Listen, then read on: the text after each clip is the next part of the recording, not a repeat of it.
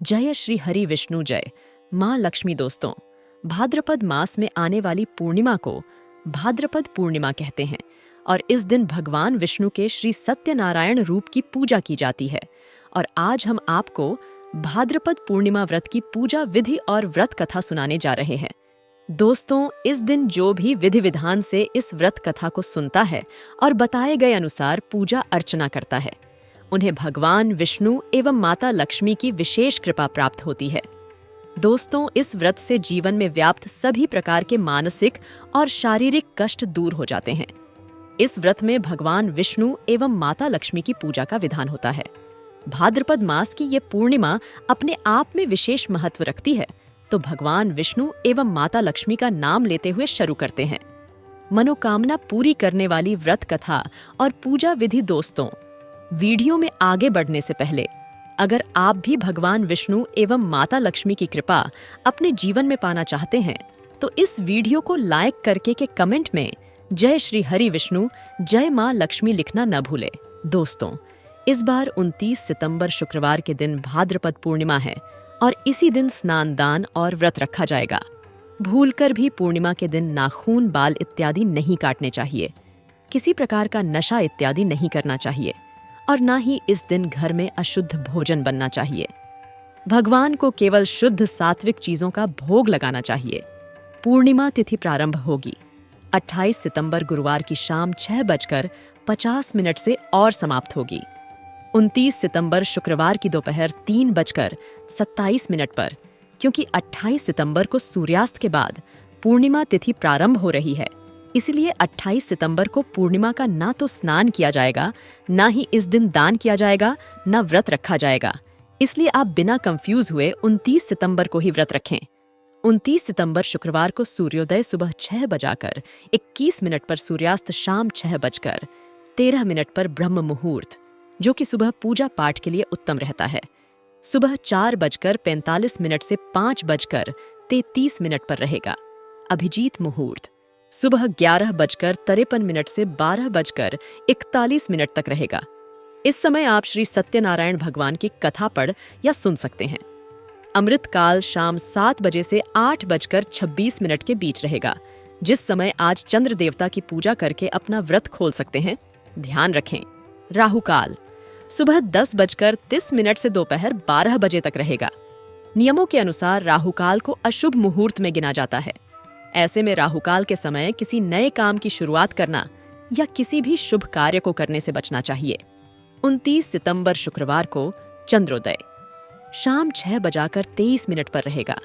ऐसे में जिन्होंने भी पूर्णिमा का व्रत रखा है, चंद्र देवता की पूजा आप या व्रत का पारण आप शाम 6:23 के बाद से कर सकते हैं। इस व्रत में रात में चंद्र देवता को अर्घ देकर ही अपना व्रत खोला जाता है। दोस्तों, आइए सुनते हैं भाद्रपद पूर्णिमा की व्रत कथा, जिसे सुनने मात्र से आपकी हर इच्छा पूरी हो जाएगी। एक बार की बात है, महर्षि दुर्वासा भगवान शंकर से भेंट करके लौट रहे थे। तभी उनकी मुलाकात भगवान विष्णु से हो गई। महर्षि दुर्वासा ने उन्हें बताया कि वो महादेव जी से मिलकर आ रहे हैं और इसके बाद उन्होंने बिल्वपत्र की माला भगवान विष्णु को भेंट की। लेकिन श्री हरि विष्णु जी ने उस माला को स्वयं पहनने के बजाय अपने वाहन गरुड़ को पहना दिया, जिस पर महर्षि दुर्वासा क्रोधित हो गए और उन्होंने भगवान विष्णु को श्राप दिया कि तुम्हें अपने ऊपर बहुत घमंड है, ना जाओ, तुम्हारा सारा सुख खत्म हो जाएगा, तुम्हारी पत्नी लक्ष्मी तुमसे अलग हो जाएगी, क्षीर सागर से भी तुम्हें हाथ धोना पड़ेगा। ये सुनने के बाद भगवान विष्णु ने महर्षि दुर्वासा को प्रणाम करते हुए इस श्राप से मुक्त होने का उपाय पूछा। भगवान विष्णु को अपनी गलती का एहसास होने पर दुर्वासा शांत हो गए, लेकिन उन्होंने कहा कि अब मैं श्राप तो वापस नहीं ले सकता, लेकिन तुम्हें इस श्राप से मुक्ति का उपाय बतलाता हूं। आपको पूर्णिमा के दिन महादेव और चांद की पूजा करनी होगी, जिसके बाद ही आप सभी श्राप के कष्ट से मुक्त पा सकेंगे। जिसके बाद भगवान विष्णु ने महर्षि दुर्वासा के कहे अनुसार उमा महेश्वर का व्रत रखा और पूर्णिमा के दिन शिव और चांद की विधि विधान पूजा की, जिससे उनके सारे कष्ट दूर हो गए और भगवान विष्णु को अपनी समस्त शक्तियां पुनः प्राप्त हो गईं।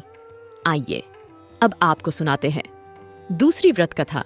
एक समय नैमिषारण्य 88,000 ऋषियों ने श्री सूत जी से पूछा, हे प्रभु, इस कलयुग में वेद विद्या रहित मनुष्यों को प्रभु भक्ति किस प्रकार मिलेगी तथा उनका उद्धार कैसे होगा?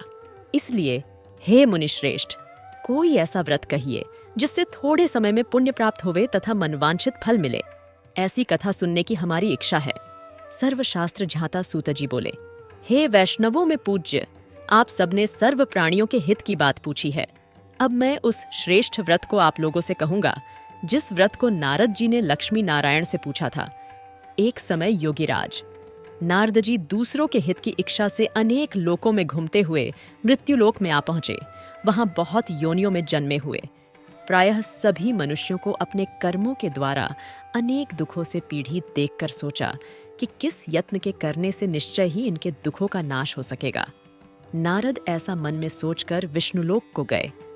वहां श्वेत वर्ण और 4 भुजाओं वाले देवों के ईश नारायण को, जिनके हाथों में शंख चक्र गदा और पद्म थे तथा वरमाला पहने हुए थे, देखकर स्तुति करने लगे।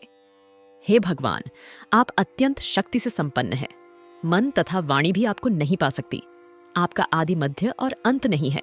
निर्गुण स्वरूप सृष्टि के कारण भूत भक्तों के दुखों को नष्ट करने वाले हो। आपको मेरा नमस्कार है। नारद जी से इस प्रकार की स्तुति सुनकर विष्णु भगवान बोले कि हे मुनिश्रेष्ठ, आपके मन में क्या है? आपका यहाँ किस काम के लिए आगमन हुआ है? निसंकोच कहो। तब नारद मुनि बोले, मृत्युलोक में सब मनुष्य जो अनेक योनियों में पैदा हुए हैं, अपने कर्मों के द्वारा अनेक प्रकार के दुखों से दुखित हो रहे हैं। हे नाथ, मुझ पर दया रखते हो तो बतलाइए कि उन मनुष्यों के सब दुख थोड़े से प्रयत्न से ही कैसे दूर हो सकते हैं? श्री भगवान जी बोले, हे नारद, मनुष्यों की भलाई के लिए तुमने बहुत अच्छी बात पूछी है। जिस व्रत के करने से मनुष्य मोह से छुट जाता है, मैं वह कहता हूँ, सुनो। बहुत पुण्य देने वाला स्वर्ग तथा मनुष्य लोक दोनों में दुर्लभ एक उत्तम व्रत है। आज मैं प्रेमवश होकर तुमसे कहता हूँ, सत्यनारायण का यह व्रत अच्छी तरह विधान पूर्वक करके मनुष्य तुरंत ही यहाँ सुख भोग कर मरने पर मोक्ष को प्राप्त होता है। श्री भगवान के वचन सुनकर नारद मुनि बोले, उस व्रत का क्या फल है? क्या विधान है? किसने यह व्रत किया है और किस दिन यह व्रत करना चाहिए? विस्तार से बताइए। भगवान बोले, दुख शोक आदि को दूर करने वाला, धन धान्य को बढ़ाने वाला, सौभाग्य तथा संतान को देने वाला, यह व्रत सब स्थानों पर विजयी करने वाला है। भक्ति और श्रद्धा के साथ किसी भी दिन मनुष्य श्री सत्यनारायण भगवान की शाम के समय ब्राह्मणों और बंधुओं बांधवों के साथ धर्मपरायण होकर पूजा करे। भक्ति भाव से नैवेद्य केले का खंब घी दूध और गेहूं का चूर्ण सवाया, लेवे गेहूं के अभाव में साठी का चूर्ण शक्कर तथा गुड़ ले और सब भक्षण योग्य पदार्थ जमा करके भगवान को अर्पण कर देवे तथा बंधुओं सहित ब्राह्मणों को भोजन करावे। तत्पश्चात स्वयं भोजन करे। नृत्य गीत आदि का आचरण कर सत्यनारायण भगवान को स्मरण करते हुए समय व्यतीत करे। इस तरह व्रत करने पर मनुष्यों की इच्छा निश्चय ही पूरी होती है। विशेषकर कली काल में भूमि पर यही मोक्ष का सरल उपाय है। सूत जी बोले, हे ऋषियों, जिन्होंने पहले समय में इस व्रत को किया है, उनका वृतांत कहता हूँ, ध्यान से सुनो। सुंदर काशीपुरी नगरी में अति निर्धन ब्राह्मण रहता था। वह भूख और प्यास से बेचैन हुआ। नित्य ही पृथ्वी पर घूमता था। ब्राह्मणों से प्रेम करने वाले भगवान ने ब्राह्मण को दुखी देखकर बूढ़े ब्राह्मण का रूप धरकर उसके पास जा आदर के साथ पूछा, हे विप्र नित्य दुखी हुआ, पृथ्वी पर क्यों घूमता है? हे श्रेष्ठ ब्राह्मण, यह सब मुझसे कहो, मैं सुनना चाहता हूँ। ब्राह्मण बोला, मैं बहुत निर्धन ब्राह्मण हूँ, भिक्षा के लिए पृथ्वी पर फिरता हूँ। हे भगवान, यदि आप इसका उपाय जानते हो तो कृपा कर कहो। वृद्ध ब्राह्मण बोला कि सत्यनारायण भगवान मनोवांछित फल को देने वाले हैं। इसीलिए हे ब्राह्मण, तू उनका पूजन कर, जिसके करने से मनुष्य सब दुखों से मुक्त होता है। ब्राह्मण को व्रत का सारा विधान बतलाकर बूढ़े ब्राह्मण का रूप धारण करने वाले सत्यनारायण भगवान अंतर्धान हो गए। जिस व्रत को वृद्ध ब्राह्मण ने बतलाया है, मैं उसको अवश्य करूंगा। यह निश्चय करने पर उस ब्राह्मण को भी नींद नहीं आई। वह सबेरे ही उठ सत्यनारायण के व्रत का निश्चय कर भिक्षा के लिए चला। उस दिन उसको भिक्षा में बहुत सा धन मिला, जिससे बंधु बांधवों के साथ उसने सत्यनारायण का व्रत किया। उसके करने से वह ब्राह्मण सब दुखों से छुटकर अनेक प्रकार की संपत्तियों से युक्त हुआ। उस समय से वह ब्राह्मण हर मास व्रत करने लगा। इस तरह सत्यनारायण भगवान के व्रत को जो करेगा, सब पापों से छुटकर मोक्ष को प्राप्त होगा। आगे जो पृथ्वी पर सत्यनारायण का व्रत करेगा, वह मनुष्य सब दुखों से छुट जाएगा। इस तरह नारद जी ने सत्यनारायण का कहा हुआ यह व्रत तुमसे कहा। हे विप्र, अब मैं और क्या कहूं? ऋषि बोले, हे मुनीश्वर, संसार में इस ब्राह्मण से सुनकर किस किस ने इस व्रत को किया? हम सब वह सुनना चाहते हैं। इसके लिए हमारे मन में श्रद्धा है। सूत जी बोले, हे मुनियों, जिस जिसने इस व्रत को किया है वह सब सुनो। एक समय वह ब्राह्मण धन और ऐश्वर्य के अनुसार बंधु बांधवों के साथ व्रत करने को तैयार हुआ। उसी समय एक लकड़ी बेचने वाला बूढ़ा आदमी आया और बाहर लकड़ियों को रखकर ब्राह्मण के मकान में गया। प्यास से दुखी लकड़हारा उनको व्रत करते देखकर ब्राह्मण को नमस्कार करके पूछने लगा कि आप यह क्या कर रहे हैं और इसके करने से क्या फल मिलता है? कृपा करके मुझसे कहो। ब्राह्मण ने कहा, सब मनोकामनाओं को पूरा करने वाला यह सत्यनारायण भगवान का व्रत है। इसकी ही कृपा से मेरे यहाँ धन धान्य आदि की वृद्धि हुई है। ब्राह्मण से व्रत के बारे में जानकर लकड़हारा बहुत प्रसन्न हुआ। चरणामृत ले और प्रसाद खाने के बाद अपने घर को आया। लकड़हारे ने मन में इस प्रकार का संकल्प किया कि आज ग्राम में लकड़ी बेचने से जो धन मिलेगा, उसी से सत्यनारायण देव का उत्तम व्रत करूंगा। यह मन में विचार कर वह बूढ़ा लकड़हारा लकड़ियां अपने सिर पर रखकर जिस नगर में धनवान लोग रहते थे, वह ऐसे सुंदर नगर में गया। उस दिन वहां पर बूढ़े को उन लकड़ियों का दाम पहले दिनों से चौगुना मिला। तब वह बूढ़ा लकड़हारा दाम ले और अति प्रसन्न होकर पक्के केले की फली शक्कर, घी, दूध, दही और गेहूं का चूर्ण इत्यादि सत्यनारायण भगवान के व्रत की कुल सामग्रियों को लेकर अपने घर गया। फिर उसने अपने भाइयों को बुलाकर विधि के साथ भगवान का पूजन और व्रत किया। उस व्रत के प्रभाव से बूढ़ा लकड़हारा धन धान्य आदि से युक्त हुआ और संसार के समस्त सुख भोग कर बैकुंठ को चला गया। श्री सूत जी बोले, हे श्रेष्ठ मुनियों, अब मैं आगे की एक कथा कहता हूँ। प्राचीन काल में उल्कामुख नाम का एक महान ज्ञानी राजा था। वह जितेंद्रिय और सत्यवक्ता था। प्रतिदिन मंदिरों में जाता तथा गरीबों को धन देकर उनके दुख दूर करता था। उसकी पत्नी कमल के समान सुंदर मुख वाली और सती साध्वी थी। एक दिन भद्रशीला नदी के तट पर वे दोनों विधि विधान सहित श्री सत्यनारायण भगवान का व्रत कर रहे थे। उस समय वहां साधु नामक एक वैश्य आया। उसके पास व्यापार के लिए बहुत सा धन था। वह वैश्य नाव को नदी किनारे पर ठहराकर राजा के पास आया। राजा को व्रत करते हुए देखकर उसने विनम्रता पूर्वक पूछा, हे राजन, ये आप क्या कर रहे हैं? मेरी सुनने की इच्छा है। कृपया आप यह मुझे भी समझाइए महाराज। उल्कामुख ने कहा, हे साधु वैश्य, मैं अपने बंधु बांधवों के साथ पुत्र की प्राप्ति के लिए श्री सत्यनारायण भगवान का व्रत व पूजन कर रहा हूँ। राजा के वचन सुनकर साधु नामक वैश्य ने आदर से कहा, हे राजन, मुझे भी इसका संपूर्ण विधि विधान बताएं। मैं भी आपके कहे अनुसार इस व्रत को करूंगा। मेरी भी कोई संतान नहीं है। मुझे विश्वास है इस उत्तम व्रत को करने से अवश्य ही मुझे भी संतान होगी। राजा से व्रत के सब विधान सुन व्यापार से निवृत्त हो। वह वैश्य सुखपूर्वक अपने घर आया। उसने अपनी पत्नी को संतान देने वाले उस व्रत के विषय में सुनाया और प्रण किया कि जब मेरे संतान होगी तब मैं इस व्रत को करूंगा। वैश्य ने यह वचन अपनी पत्नी लीलावती से भी कहे। एक दिन उसकी पत्नी लीलावती श्री सत्यनारायण भगवान की कृपा से गर्भवती हो गई। 10वें महीने में उसने एक अति सुंदर कन्या को जन्म दिया। दिनों दिन वह कन्या इस तरह बढ़ने लगी जैसे शुक्ल पक्ष का चंद्रमा बढ़ता है। कन्या का नाम उन्होंने कलावती रखा। तब लीलावती ने मीठे शब्दों में अपने पति को याद दिलाया कि आपने जो भगवान का व्रत करने का संकल्प किया था, अब आप उसे पूरा कीजिए। साधु वैश्य ने कहा, हे प्रिय, मैं कलावती के विवाह पर इस व्रत को करूंगा। इस प्रकार अपनी पत्नी को आश्वासन दे। वह व्यापार करने विदेश चला गया। कलावती पितृगृह में वृद्धि को प्राप्त हो गई। लौटने पर साधु ने जब नगर में सखियों के साथ अपनी वयस्क होती पुत्री को खेलते देखा तो उसे उसके विवाह की चिंता हुई। तब उसने एक दूत को बुलाकर कहा कि उसकी पुत्री के लिए कोई सुयोग्य वर देखकर लाए दूत साधु नामक वैश्य की आज्ञा पाकर कंचन नगर पहुंचा। और देखभाल कर वैश्य की कन्या के लिए एक सुयोग्य वणिक पुत्र ले आया। उस सुयोग्य लड़के के साथ साधु नमक वैश्य ने अपने बंधु बांधवों सहित प्रसन्न चित्त होकर अपनी पुत्री का विवाह कर दिया। दुर्भाग्य से वह विवाह के समय भी सत्यनारायण भगवान का व्रत करना भूल गया। इस पर श्री सत्यनारायण भगवान अत्यंत क्रोधित हो गए। उन्होंने वैश्य को श्राप दिया कि तुम्हें दारुण दुख प्राप्त होगा, और फिर अपने कार्य में कुशल वह वैश्य अपने दामाद सहित नावों का बेढ़ा लेकर व्यापार करने के लिए सागर के समीप स्थित रत्नसारपुर नगर में गया। रत्नसारपुर पर चंद्रकेतु नामक राजा राज करता था। दोनों ससुर जमाई चंद्रकेतु राजा के उस नगर में व्यापार करने लगे। एक दिन भगवान सत्यनारायण की माया से प्रेरित एक चोर राजा चंद्रकेतु का धन चुराकर भाग रहा था। राजा के दूतों को अपने पीछे तेजी से आते देखकर चोर ने घबराकर राजा के धन को वैश्य की नाव में चुपचाप रख दिया, जहां वे ससुर जमाई ठहरे हुए थे, और भाग गया। जब दूतों ने उस वैश्य के पास राजा के धन को रखा देखा तो उन्होंने उन ससुर दामाद को ही चोर समझा।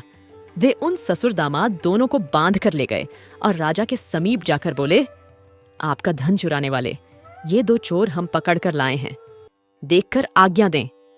तब राजा ने बिना उस वैश्य की बात सुने उन्हें कारागार में ढालने की आज्ञा दे दी।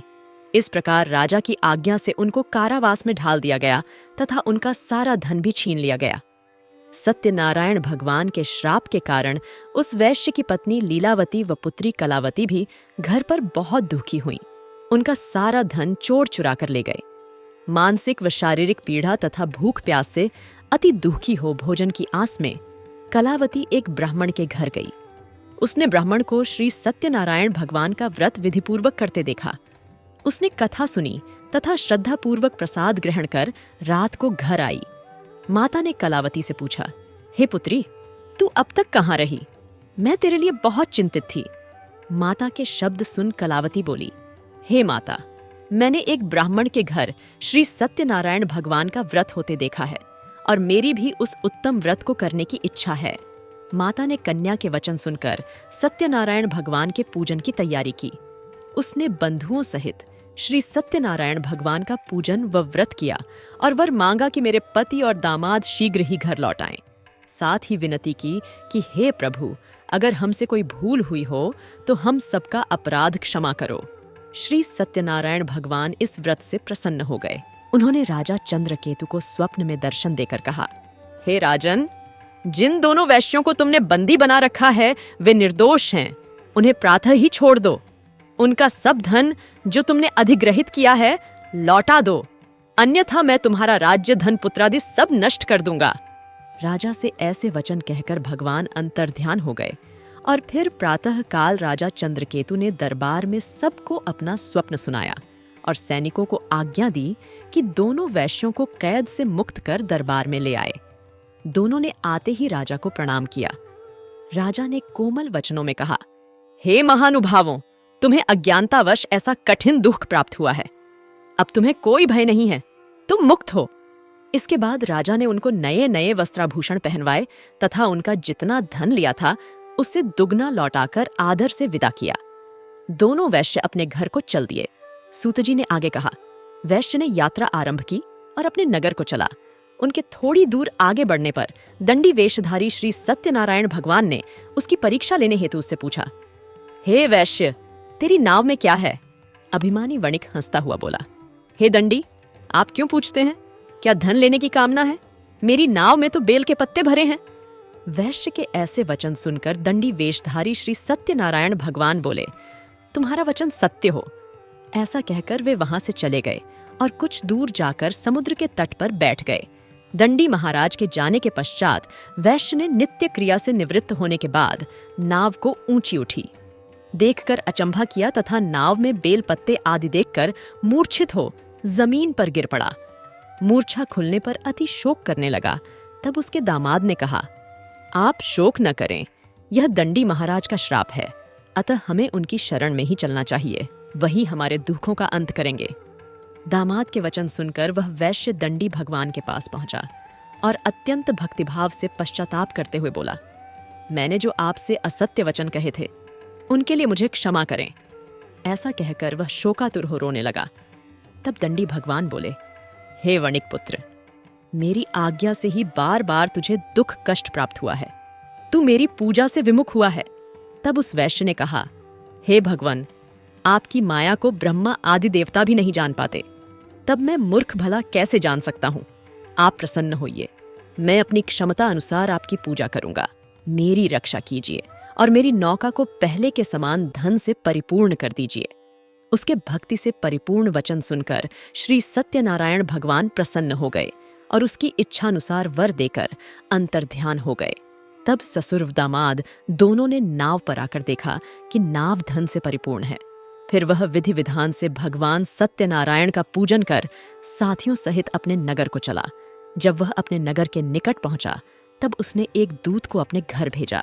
दूत ने साधु नामक वैश्य के घर जाकर उसकी पत्नी को नमस्कार किया और कहा, आपके पति अपने जमाता सहित इस नगर में समीप आ गए हैं।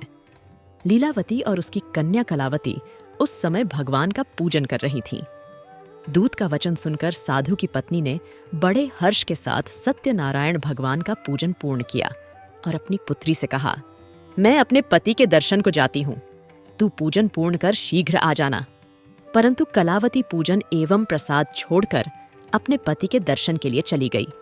पूजन एवं प्रसाद की अवज्ञा के कारण भगवान सत्यनारायण ने रुष्ट हो उसके पति को नाव सहित पानी में डुबो दिया। कलावती अपने पति को न पाकर रोती हुई जमीन पर गिर पड़ी। नौका को डूबा हुआ तथा कन्या को रोती हुई देख साधु नामक वैश्य द्रवित हो बोला, हे प्रभु, मुझसे या मेरे परिवार से अज्ञानतावश जो अपराध हुआ है उसे क्षमा करें। उसके ऐसे वचन सुनकर सत्यदेव भगवान प्रसन्न हो गए। आकाशवाणी हुई, हे वैश्य, तेरी पुत्री मेरा प्रसाद छोड़कर आई है, इसलिए इसका पति अदृश्य हुआ है। यदि वह घर जाकर प्रसाद ग्रहण कर लौटे तो इसे इसका पति अवश्य मिलेगा। आकाशवाणी सुनकर कलावती ने घर पहुंचकर प्रसाद ग्रहण किया और फिर आकर अपने पति को पूर्व रूप में पाकर वह अति प्रसन्न हुई तथा उसने अपने पति के दर्शन किए। तत्पश्चात साधु वैश्य ने वहीं बंधु बांधवों सहित सत्यदेव का विधिपूर्वक पूजन किया। वह इस लोक के सभी प्रकार के सुख भोग कर अंत में मोक्ष को प्राप्त हुआ। श्री सूत जी बोले, हे ऋषिगण, मैं एक और कथा कहता हूं, आप सभी ध्यान से सुनो। सदा प्रजा के लिए चिंतित तुंगध्वज नाम का एक राजा था। उसने भगवान सत्यनारायण का प्रसाद त्याग कर बहुत कष्ट पाया। एक समय राजा वन में वन्य पशुओं को मारकर बड़ के वृक्ष के नीचे आया। वहां उसने ग्वालों को भक्ति भाव से बंधु बांधवों सहित श्री सत्यनारायण जी का पूजन करते देखा। परंतु राजा देखकर भी अभिमान के कारण न तो वहां गया और न ही सत्यदेव भगवान को नमस्कार ही किया। जब ग्वालों ने भगवान का प्रसाद उसके सामने रखा तो वह प्रसाद छोड़कर अपने नगर को चला गया। नगर में पहुंचकर उसने देखा कि उसका सारा राज्य नष्ट हो गया है। वह समझ गया कि यह सब भगवान सत्यदेव ने रुष्ट होकर किया है।